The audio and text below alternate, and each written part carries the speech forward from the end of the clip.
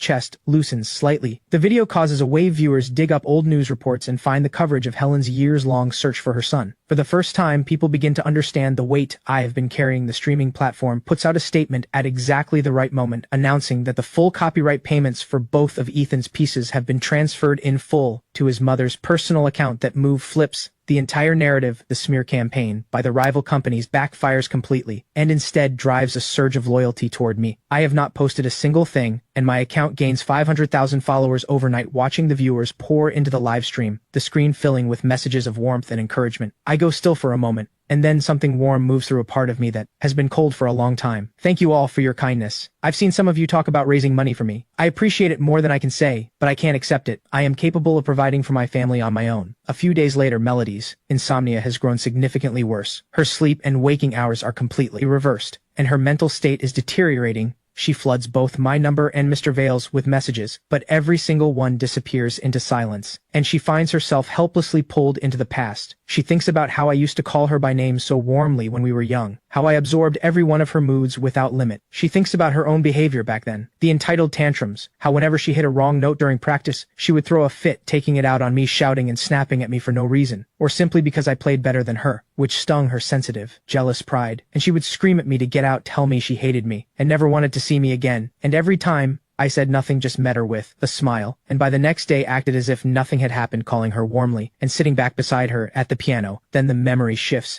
to the day I came to her and apologized on my own. The image cuts into Melody like a blade, and with it comes the devastating certainty that nothing can be undone. Ethan, how did you become so cold? You used to be so gentle. I know I was wrong. Why won't you leave me even the smallest way back? Melody's tears spill over. If she had known the truth back then, known that I had gone out in a blizzard to beg her teacher to give her that chance, she would never have agreed to drive me out. Not for anything she would have fought for me with everything she had, but Melody understands now, with a hollow kind of grief, that even yesterday, when Vivienne had the full truth in front of her, she still refused to clear Ethan's name, and Melody had been too weak to stand against her. And beyond that one four hands duet performance, Ethan had done countless things for her. In the shadows, things she is only now, after losing him, beginning to see. The thought of it makes Melody shake as she cries, tears falling without stopping. She wipes her face, roughly grabs her phone, and opens the chat with Mr. Vale. The profile icon is still gray. The longer the silence goes on, the more certain she becomes that Ethan and Mr. Vale are the same person. Her fingers tremble as she scrolls back through the old messages, reading every word of encouragement Mr. Vale had once written to her when her first original song had swept the new music charts across every streaming platform. She had rushed to tell Mr. Vale the news. He had congratulated her, and then delivered a firm warning: one hit is nowhere near enough. If you can't follow it up with a second song and a third, the audience will forget you before you know it. This industry is full of people who burned bright for a moment and then disappeared into the crowd. Melody has achieved everything she set out to achieve, and those words feel more true with every passing year. They also fill her with a terror she cannot shake, the fear that her talent will run dry. She had planned to lock herself away and write, but her mind is a fog. She cannot produce a single chord, and right in the middle of that frustration, she notices a new post has appeared on Mr. Vale's profile, an automatically generated location, share, no text, just a pin dropped at a hospital. Melody knows that hospital after Vivienne brought up Ethan's malnourishment. Melody had quietly pulled up his medical records, and every single stamp on them was from that same hospital. That confirmation locks everything into place, but the elation lasts only a second before a cold fear seizes her. Why is Ethan at the hospital again? What have they found this time? Melody rushes to the hospital, heart pounding with dread. She finds her way to Dr. Reeves, Ethan's attending physician. Hello, doctor. I'm Ethan Moore's sister. Could you tell me about his condition? Dr. Reeves adjusts his glasses. You say you're his sister. Then why have you never once come with him to a follow-up? He has spent half his life in medicine and has seen every kind of person walk through his door. He has watched more goodbyes than he can count. And over the years, he has come to understand one thing clearly. For patients with terminal illness, the suffering of the mind almost always outlasts the suffering of the body. So when a diagnosis leaves no room for hope out of care for the patient's state of mind, he makes a practice of informing the family first so they can judge, based on what the patient can bear, whether and how to deliver the truth. The reason Dr. Reeves remembers Ethan so clearly is precisely because every single time he came in, he came alone. Melody catches something unspoken in his tone, and her stomach drops. Has my brother been diagnosed with something terminal? I'm sorry, that is the patient's private information. If you were truly close to him, why not ask him yourself? Why come to me? Is there anything else I can help you with? If not, please close the door on your way out. There are many patients waiting. Melody has nothing to say to that because he is right. If she had ever shown up as a sister should, why was she not there when he faced that diagnosis? Why does she now not even have the right to ask? She watches the next patient push the door open, and Melody leaves the office in a daze, even though Dr. Reeves said nothing. The dread inside her only grows heavier. The corridor is lined with patients wearing the faces of people carrying bad news, and almost every one of them has a family member sitting beside them. Those clutching their reports with trembling hands are slowly calmed by the quiet voices of the people who love them. The image hits Melody like a fist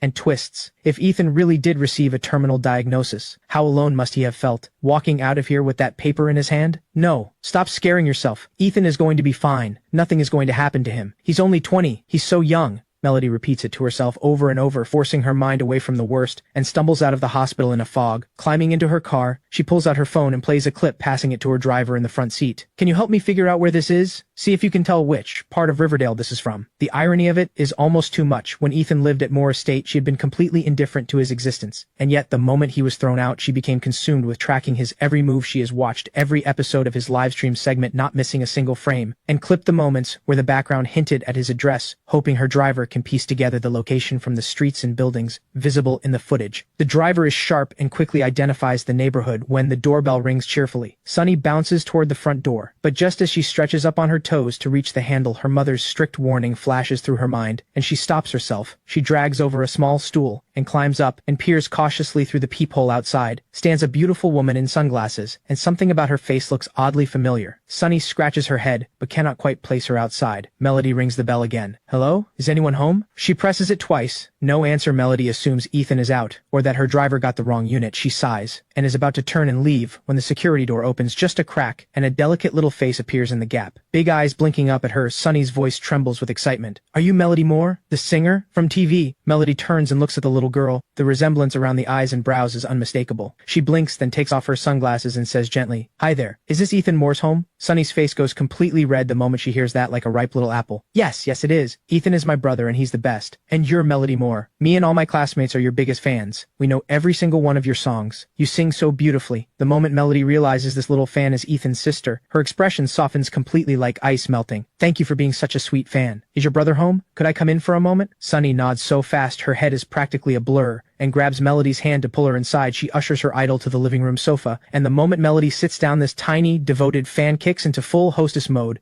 She runs to the fridge for juice, then digs through every cabinet to pull out the snacks she's been saving, the ones she usually cannot bring herself to open. As a singer who watches her diet, Melody almost never touches snacks, but she likes this little girl so much that she makes an exception and tears open a bag of chips and crunches through them together with Sunny. But during the light, cheerful conversation, Melody notices something, the faint trace of dried tears at the corners of Sunny's eyes. She has clearly been crying alone. Not long ago, Melody pulls out a tissue and asks softly, Did something happen? Are you upset about something? You can tell me anything. I'm a big star. I can definitely help sort it out. At those gentle words, Sunny's lip trembles and she bursts into tears. The sudden outburst catches Melody off guard and she quickly pulls the girl into her arms. Hey, no more crying. You are the sweetest little thing. Your brother is practically famous now. If anyone at school gives you trouble, you go straight to your brother. He and I will sort them out together. While she is still comforting her, Melody's eyes drift to the coffee table, where an old phone sits with its screen still lit from the model and the worn cartoon case. It looks like an old backup phone Helen left at home so she could stay in touch with Sunny. The screen is open on a parent group chat, and messages are still flooding in. Something tells Melody this chat has everything to do with why Sunny was crying. She picks it up without hesitation and sees a pinned announcement sitting at the very top. Good evening, parents. In the spirit of honoring our teachers, the parent committee has decided, with Teachers' Day approaching, to organize a dinner in appreciation of our devoted teacher, along with a selection of fine gifts to express the gratitude of all the families in our class. The total cost will be divided equally among all 43 families. Each family's share comes to $93. Please confirm and transfer your contribution at your earliest convenience. Curled against Melody's side, Sunny lets everything out. Am I really just dumb? She asks. My teacher calls me stupid in front of the whole class every single day. She threatens to have me expelled. Melody's brow snaps together at Sunny's age. She is barely through the early years of primary school. 9 years of compulsory education is the law. What authority does a primary school teacher have to threaten a child with expulsion over grades? Could it be that Helen had not paid into the group's pockets, and Sunny was being made to suffer for it? Melody strokes her hair gently. You are not dumb. I think you might be the smartest kid I've met. That teacher is just trying to scare you. A child as thoughtful and well-behaved as you? The principal Principal would never let that happen. At those words, a small light comes back into Sunny's eyes, but it fades just as quickly under the weight of doubt. But the teacher is really mean. She's made me stand in front of the class several times this week. She tore up my workbook in front of everyone, said I was hopeless. Last week she moved my seat to the very back corner, said a bad student like me belongs next to the trash bin. Melody listens with her jaw tight and her blood rising that a teacher could sink this low. Her own difficult childhood has taught her firsthand how devastating the wrong environment can be to a child's sense of self. To tear down a child's confidence this deliberately and call yourself an educator. But what is the grudge? What could a child possibly have done to